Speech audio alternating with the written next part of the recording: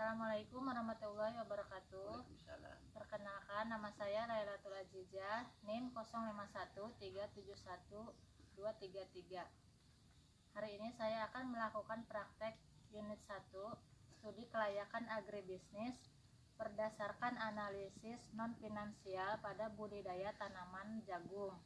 Hari ini saya bersama Bapak Dahlan, pemilik tanaman budidaya jagung. Ya.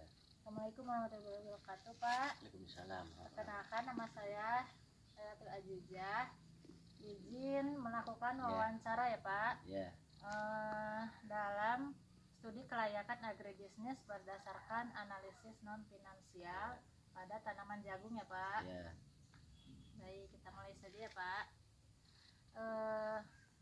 Dalam studi kelayakan agribisnis berdasarkan analisis non finansial ada beberapa aspek, diantaranya aspek pasar, aspek teknis, aspek manajemen, aspek hukum, aspek sosial, ekonomi dan budaya, dan aspek lingkungan.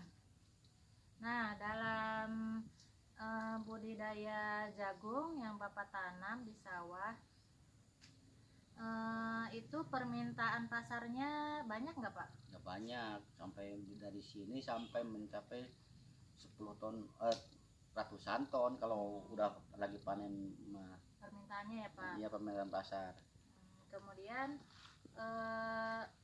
yang bisa Bapak berikan terhadap permintaan tersebut, dari lahan Bapak menghasilkan berapa ya, Pak? Mencapai 5 tonan. Biasanya ada 5 ton. Iya. Gitu ya, Pak. Oke, luasan berapa itu ya, Pak? Itulah luasan dari 250 bata. 250 bata ya, Pak.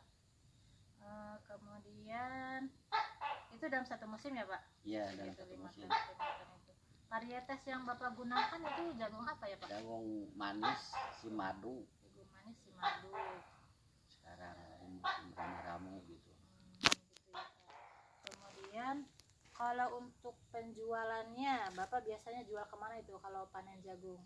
Ke induk melalui Tengkulak. Dari sini dibawa oleh Tengkulak di sana, dari sini sampai jalan gitu. Oh, di sini ke jalan sama ambil sama ke Tengkulak. Ya. Kemudian ke Cibitung, pasar induk Cibitung. Ya. Oh, begitu ya, Pak. Kalau itu harganya dari 1 kilo itu berapa ya, Pak? Sekarang lagi rame-rame, lagi tinggi harganya, sekarang sampai 4.000, 4,5. Itu harga tinggi ya, Pak? Iya, harga tinggi. 4.500 itu. Oke, kemudian dari segi aspek teknis, untuk lokasi sawahnya itu di mana, Pak? Apakah jauh dari jalan raya atau dekat ke jalan raya? Jauh dari jalan raya, sampai Depok pakai mobil kecil gitu. Oh, jauh, iya, Pak. Transportasinya. Kemudian untuk proses produksinya gimana, Pak? Dari mulai penanaman sampai panen itu gimana, Pak? Pengolahan tanahnya gimana? Pertama itu ada kan banyak gulma. Ya. Banyak gulma terus disemprot pakai herbisida, lalu dibajak pakai traktor, diratain, terus lagi nanam ditugal, memerlukan orang banyak itu. Terus udah tumbuh ya. 7 hari harus pakai dipupuk pakai NPK. Udah tumbuh 7 hari tinggal semprot, langsung pupuk kedua ya. Ditugal sama Poska sama Urea, pupuknya itu dipupuk lagi ya, Pak? Iya, dipupuk lagi, terus rawat lagi, dibedengin, dibikin bedengan gitu tanamannya supaya ada angin nggak roboh gitu ya. Udah gitu udah mencapai 35 hari dipupuk, berarti ketiga kalinya gitu. Dipupuknya sebanyak 3 kali berarti ya, Pak? Iya, 3 kali itu. Ya. Dosisnya sama sama yang kedua, pakai Poska sama Urea gitu. Lalu udah umur 45 hari, jagung kan timbul semi dua per pohonnya. Diambil satu, itu semi itu permintaan pasar itu drastis sekali, itu laku bener itu. Menghasilkan Ya. benih jagung yang bagus ya Pak hasilnya. Bukan benih jagungnya, yang semi yang kedua itu gitu di potes gitu. Iya. Diambil lagi itu ke pasar. Udah diambil lagi ke pasar, terus mencapai berarti 15 hari lalu panen raya gitu. Gitu ya Pak. Iya. Kemudian dalam aspek manajemen biasanya yang mengatur itu Pak, misalkan mengatur kapan mulai penanaman, mulai pemupukan, mulai kapan pemanenan, itu siapa yang mengatur semua itu Pak? Itu saya sendiri yang Bapak ngatur. sendiri ya Pak? Iya. Tidak ada misalkan orang lain, nggak ada yang mengatur nggak ya Pak? Nggak ada ya, sebab punya sendiri itu. Punya sendiri ya Pak? Iya. Gitu ya Pak. Kemudian secara aspek hukum, varietas yang digunakan apakah sudah menggunakan benih yang bersertifikat atau Ya iya, tidak? sertifikat itu produksi bukan yang abal-abal itu, Advanta kalau nggak salah gitu.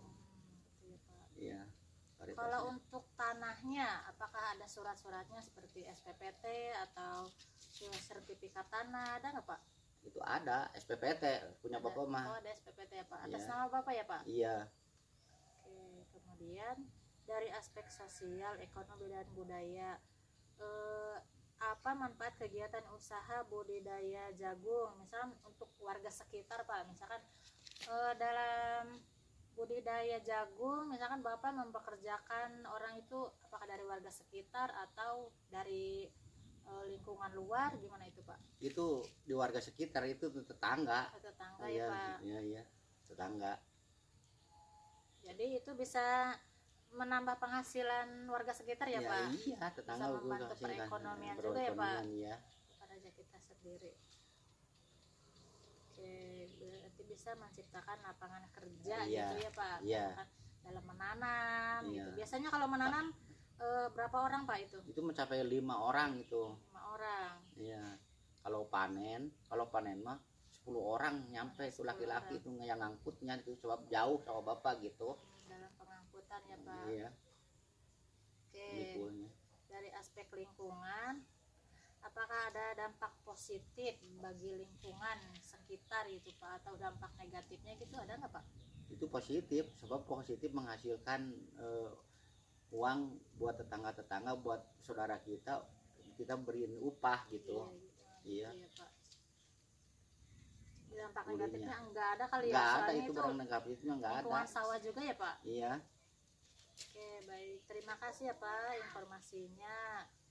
Terima kasih sudah diizinkan melakukan wawancara tentang studi kelayakan agribisnis berdasarkan aspek analisis non finansial. Terima kasih waktunya ya Pak. Iya. Assalamualaikum warahmatullahi wabarakatuh. Waalaikumsalam warahmatullahi wabarakatuh.